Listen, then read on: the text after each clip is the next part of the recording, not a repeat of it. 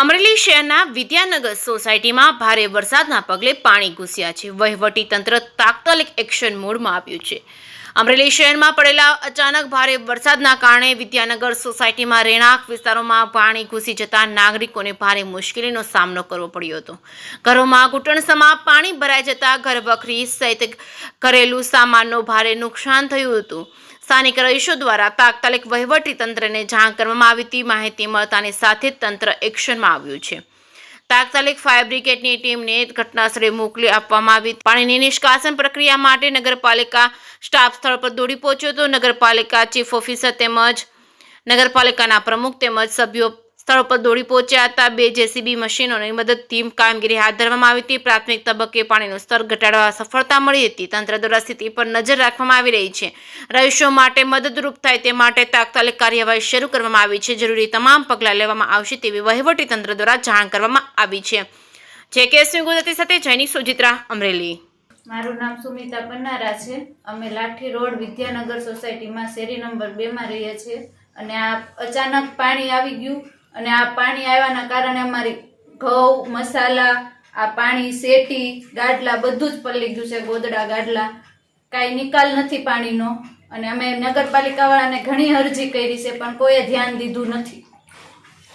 સામાન કેટલું નુકસાન થયું છે? સામાન જો આ શેટી પલળી ગઈ છે, ગોદડા, આ ગાડલા, અનાજ, મારા 12 મહિનાના ઘઉં, મસાલા, કિચન, અમારા મશીન, ફ્રીજ બધું જ તે ખરાબ થઈ ગયું છે। અત્યારે કોણ જવાબદાર?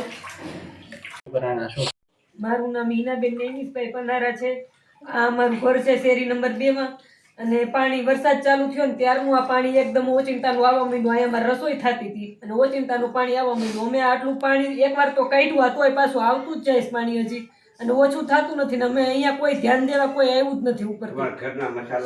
ઘરના મસાલા, ઘઉં, આ તે અમારો સામાન બધો, ફ્રીજ, ઘરઘંટી બધું આમાં અમારું પલ્લી ગયું અને છોકરા ભાઈ ક્યારના રોવે છે। અમે કાંઈ કરી શકતા નથી કોઈ ઉપરથી કોઈ જોવા આવતું ઓફિસ વાળું તે ક્યારના બધા ફોન કરે, દોડા દોડી કરે અને બારીથી એટલું પાણી આવ્યા જ કરે છે। હજી ઓછું તો થયું જ નથી એમાં પાણી।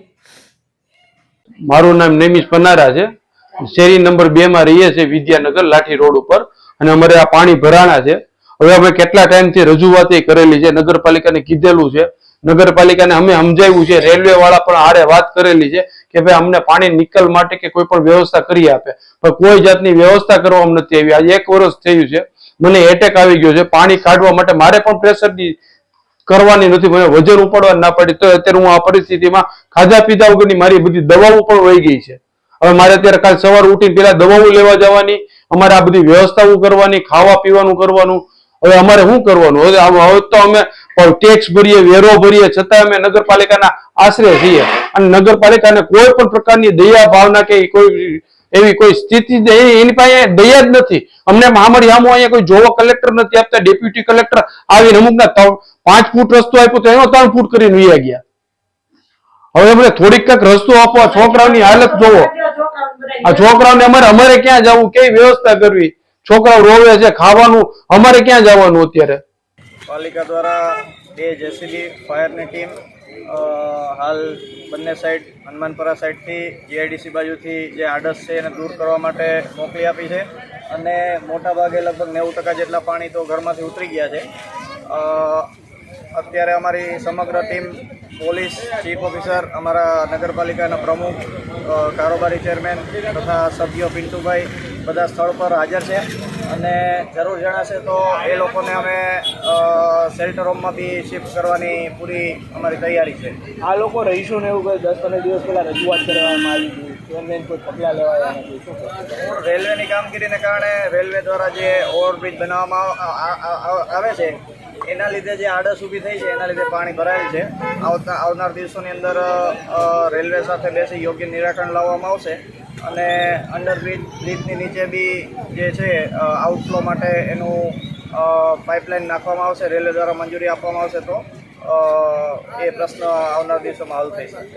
હાલ પહેલો દિવસ હતો વાવાઝોડાને લઈને, આગામી દિવસોમાં અતિ ભારે વરસાદ પડવાની શક્યતાઓ છે, હવામાન વિભાગની આગાહી છે, તો નીચાણવાળા અન્ય વિસ્તારો છે એને લઈને શું કામગીરી પ્રી મોન્સૂનને લઈને કરવામાં આવી છે? પ્રી મોન્સૂન માટે માન્ય કલેક્ટર સાહેબ દ્વારા બી મિટિંગ યોજવામાં આવેલ છે। અમે નગરપાલિકા કક્ષાએથી બી દરેક શાખાઓને ઓર્ડર કરીને પોતપોતાના વિભાગની કામગીરી કરવા માટે સૂચના આપવામાં આવેલ છે અને ખાસ કરીને જે છે આરોગ્ય વિભાગની ગટરો અને નાળાઓ જે છે ઘણા સમયથી જો ભરાઈ ગયા હોય તો એને સાફ સફાઈ કરવા માટેની સૂચના આપવામાં આવેલ છે.